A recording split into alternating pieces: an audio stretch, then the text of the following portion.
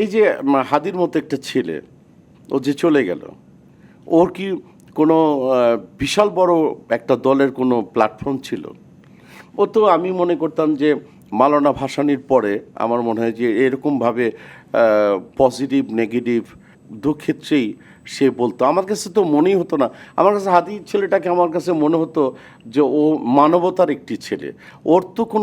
ওর কোনো দল থাকার কোনো কথা না। যেভাবে যারা নাকি এত সুন্দর করে বলে তাদের কোনো দল থাকা উচিত না।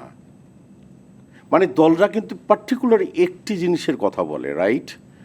কিন্তু একজন মানে যেরকম মানুষগুলি যুগে যুগে কিছু মানুষ আসে, তারা শুধুই মানবতার কথা বলে, তারা সত্যের কথা বলে, তারা যেটা সত্য সেটা সত্য বলে, যেটা হীরা সেটাকে হীরা বলে, যেটা স্বর্ণ সেটা স্বর্ণ বলে, যেটা রূপা রূপাকে বলে।